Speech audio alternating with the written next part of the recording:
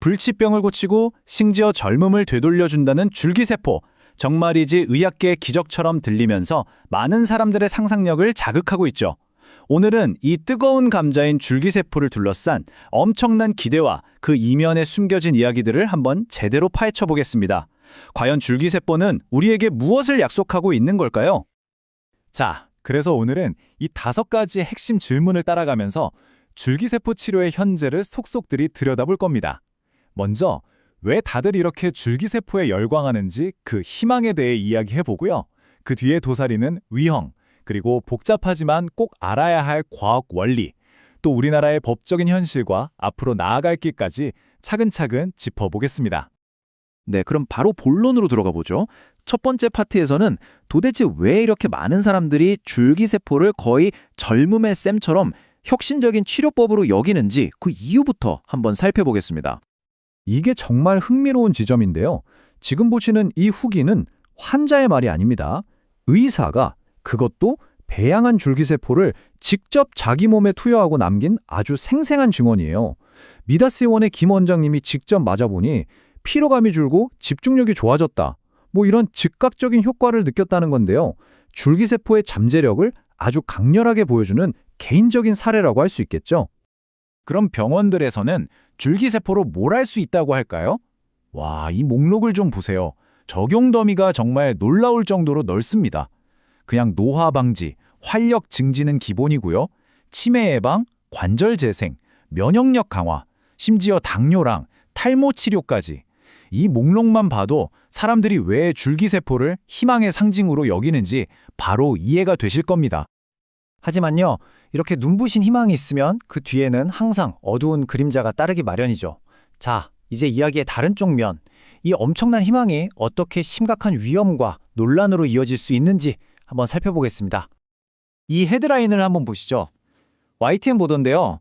무허가 줄기세포 치료 뒤 사망. 정말 섬뜩하죠? 한 70대 남성이 고가의 미승인 줄기세포 치료를 받고 결국 사망한 사건입니다.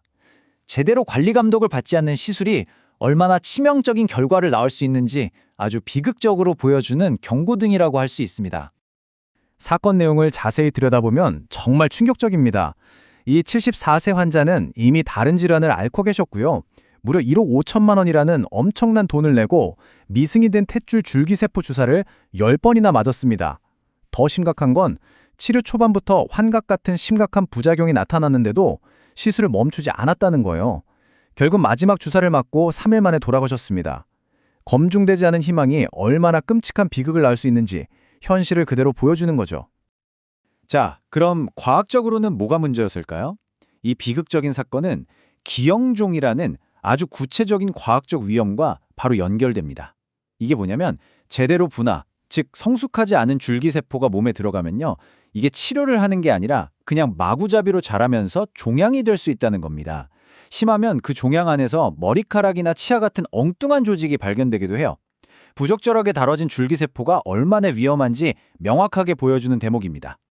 아니, 이렇게 희망의 상징이었다가 갑자기 위험한 전제가 되기도 하는 줄기세포의 정체, 대체 뭘까요? 지금부터는 이 치료법의 복잡한 메커니즘을 이해하는 데 꼭 필요한 핵심 과학 원리를 아주 쉽게 한번 풀어보겠습니다. 줄기세포의 가장 놀랍고 핵심적인 능력을 꼽으라면 바로 이 호밍 효과입니다. 호밍, 집을 찾아간다는 뜻이죠.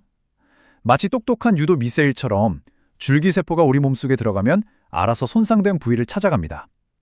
그리고 바로 그곳에 자리를 잡고 손상된 조직을 복구하고 재생하는 놀라운 일을 시작하는 거죠. 이게 바로 줄기세포 치료의 가장 기본 원리입니다. 줄기세포는 크게 두 종류로 나눌 수 있어요. 내 몸에서 뽑아 쓰는 자가 줄기세포라 다른 사람에게서 기증받는 타가 줄기세포입니다. 자가 줄기세포는 당연히 내 거니까 면역 거부 반응 위험이 거의 없다는 게 엄청난 장점이고요. 반면에 타가 줄기세포는 남의 것이기 때문에 거부 반응이 일어나지 않도록 아주 세심하게 관리를 해야 합니다. 어떤 세포를 쓰느냐가 안전과 효과에 결정적인 영향을 미치는 거죠. 자, 그럼 이 줄기세포가 실제 치료에 쓰이기까지 어떤 과정을 거칠까요? 이게 그냥 뽑아서 바로 주사하는 게 아닙니다. 아주 복잡한 실험실 과정을 거치는데요. 핵심은 지방 같은 조직에서 아주 소량의 줄기세포를 분리해낸 다음에 이걸 특수한 환경에서 어마어마한 숫자로 분리는 배양 과정이 있습니다. 이 모든 단계에서 아주 엄격한 품질 관리를 통과해야만 비로소 우리 몸에 들어올 수 있는 거죠. 아니, 왜 이렇게 복잡하게 세포수를 늘리는 걸까요? 그 이유를 미다스원 김 원장님의 이 비유가 정말 명쾌하게 설명해 줍니다. 배고픈 사람에게 비스킷 하나 주는 거랑 고봉밥 한 그릇 주는 거랑 완전히 다르다는 거죠. 줄기세포도 똑같다는 겁니다. 제대로 된 치료 효과를 보려면 충분한 양, 즉 충분한 세포수가 절대적으로 필요하다는 뜻입니다. 이 양이 치료의 성패를 가르는 핵심인 셈이죠. 자, 이제 과학적인 원리는 어느 정도 이해가 되셨을 겁니다. 그럼 이제부터는 이 기술이 우리나라의 법과 현실 속에서 환자들과 의료진에게 어떤 의미를 갖는지 한번 짚어보겠습니다. 우리나라에서 줄기세포와 관련된 모든 연구와 치료는 바로 이 법, 첨단재생바이오법의 통례를 받습니다. 이 법이 바로 무엇이 합법이고 무엇이 불법인지를 가르는 가장 중요한 기준점이라고 생각하시면 됩니다. 그런데 왜 이렇게 법이 중요하냐면 이 시장에 걸린 돈을 보면 알 수 있습니다. 전 세계 재생의료 시장의 성장세가 그야말로 폭발적이죠. 2030년에는 1270억 달러, 우리 돈으로 170조 원이 넘을 거라고 해요. 이렇게 거대한 돈이 움직이다 보니까 혁신을 이끌기도 하지만 때로는 법의 경계를 아슬아슬하게 넘나드는 시도들을 낳기도 하는 겁니다. 바로 그 첨단재생바이오법이 2025년 2월부터 크게 바뀝니다. 핵심 변경사항을 한번 보세요.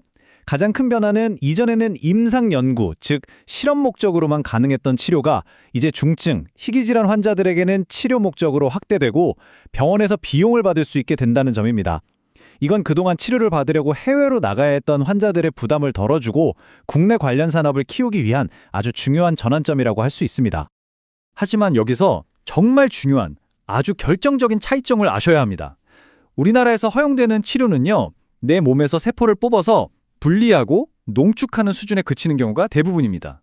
반면에 세포수를 기하급수적으로 늘리는 배양 과정은 치료 목적으론 아직 일반적으로 허용이 안 돼요. 이게 바로 아까 말씀드린 비스킷과 고봉밥 비유와 딱 연결되는 지점입니다. 더 많은 세포수, 즉 고봉밥을 원하는 환자들이 일본 같은 나라로 원정 치료를 떠나는 가장 큰 이유가 바로 이겁니다. 자, 이제 거의 다 왔습니다. 이 복잡한 줄기세포 분야가 마주한 핵심적인 딜레마들을 정리해보고 우리는 앞으로 어디를 향해 가야 할지 한번 조망해 보겠습니다. 이 그래프가 우리나라의 현실을 아주 명확하게 보여주죠. 2020년 이후에 미국은 새로운 세포 치료제를 20개나 승인했는데 우리나라는 단 4개, 그것도 전부 해외에서 개발된 약들만 허가했습니다.